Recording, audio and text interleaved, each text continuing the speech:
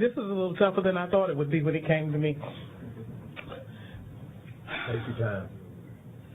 I'm sure that I don't need to tell you about the 100+ days of 100-degree weather that Texas has had, and especially the heart of Texas. And the fact that we have had no measurable rain since April. In Groesbeck, we have had only 21 inches of rain this year, and we normally have about 40. So that can tell you where we are. The 4,300 citizens and a swell population of about 6,500, including a 1,000-bed federal prison that we have under contract. At least the county has it under contract, let me say that. The city doesn't get any of that. And the school district of about 1,600 kids the district covers 528 square miles. So we have to contend with on a daily basis.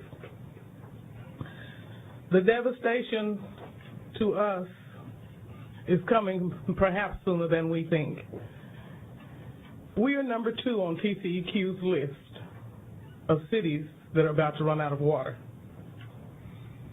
By Thanksgiving, unless something happens, we won't have water in our city. And I didn't mean to do this. 90% of the children who come to us are on free and reduced lunch. Our community is considered disadvantaged. Ours is a surface water system. Strangely enough, we're being encouraged to go to surface water in the state. Well, I don't know.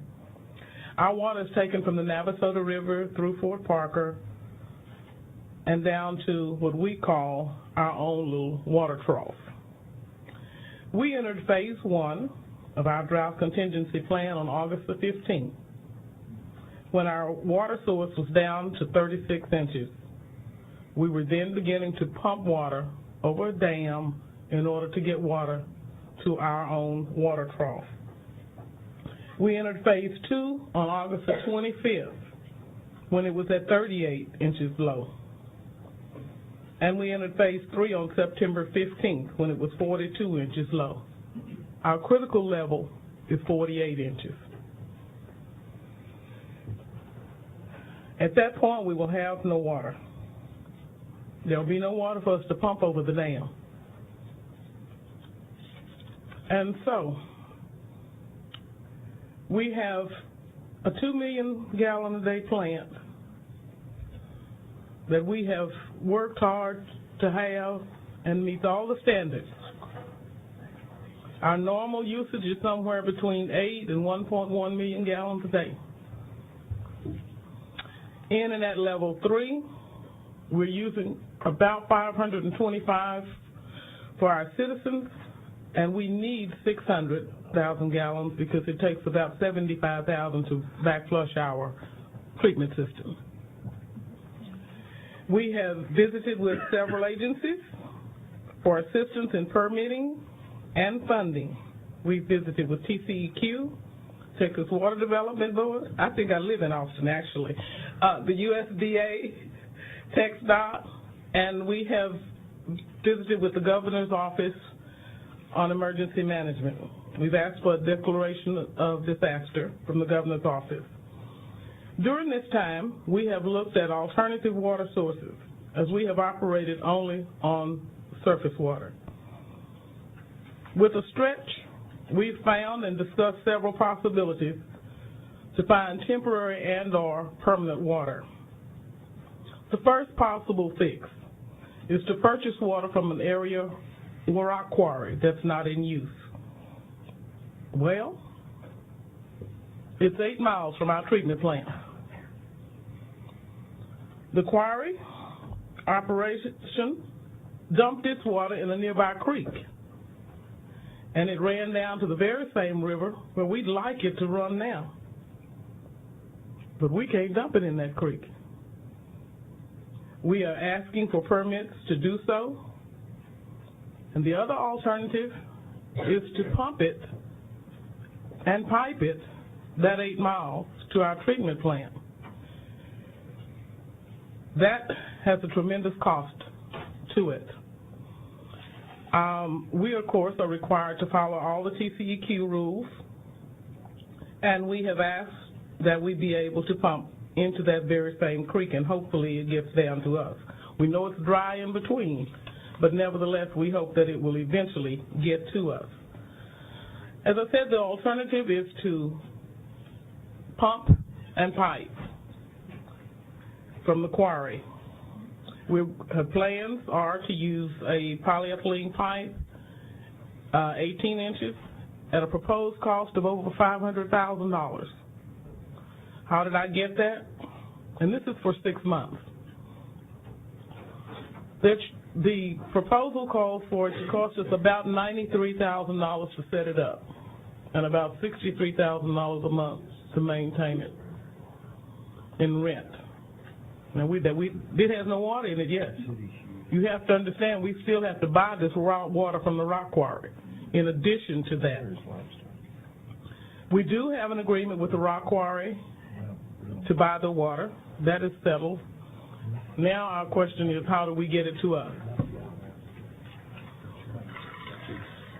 The next option is a nearby water system. We looked at a nearby water system. That water system is the third person on the system. And that means that by the time they would give us water, they have no pressure for their own customers. And then they sell their water to their customers at $10 per thousand as it is. Now, do you think that they're going to let water come through to us and not charge us an additional fee for the wear and tear on their equipment? I would not think so. So that makes that an astronomical cost for us to buy water from a neighbor. Our neighbor could only supply us with about 200,000 gallons. We need 600,000.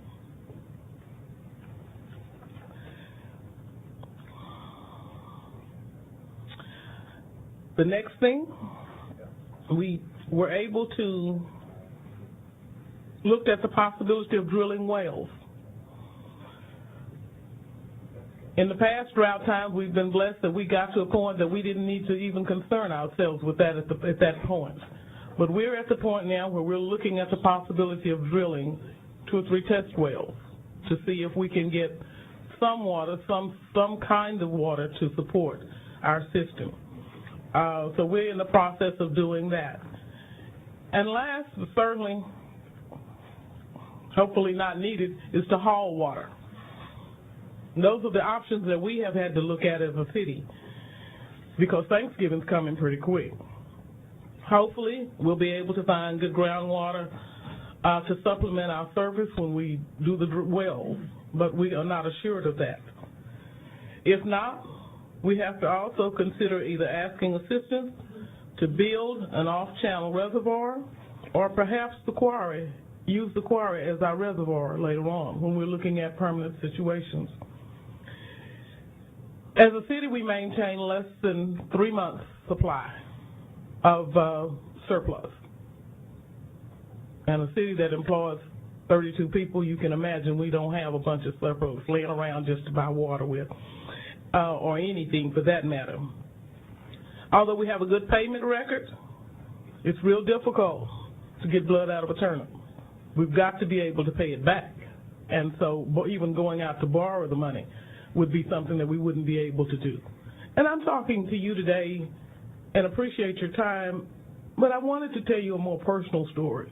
You hear all the rest of it, but I'm telling you the story from a city point of view, where we really are. The agencies have advised us that they have some funds available. Those funds are to be used for permanent installations. What do I mean by that? That means that I have to go through all the same hoops that I would have to go through if I were going out for any other kind of applying for any of the rest of their money. That means I've got to wait on it. It doesn't come overnight. And it's got to be permanent. That means that there has to be planning. There has to be reviews by all the committees and agencies that are involved before we can do something. And that, I don't know whether I could tell you, takes several months. And we don't have several months in growth sector. How does that help my community before Thanksgiving? I don't think it can. The only thing that we don't have any control over it, that can help us is a major rain, or to be able to get around and through some of the red tape that we have to go through, and perhaps some forgiveness in some of the areas, so that we would be able to get the water in the creek or get it piped to us in some method. We don't have the money for that. And heaven forbid a fire in our area at this time. We have asked our fire department, a volunteer fire department, a very good one I should say, to use effluent for fire if they have to. Gentlemen, we've talked a little bit about economic development. There will never be anybody coming to Groves Sack if there's no water. And the people that are there are not going to stay. I do want to say one thing, gentlemen and ladies. Regalo de vida. We are talking about a subject, I think Senator Uresti understands that, and anyone here that understands Spanish, regalo de vida literally is the gift of life. Everything that the state of Texas is dealing with,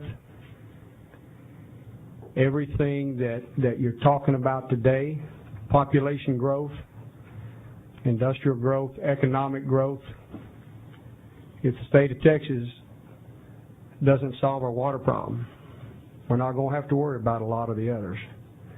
We can live without a lot of things, but not without water.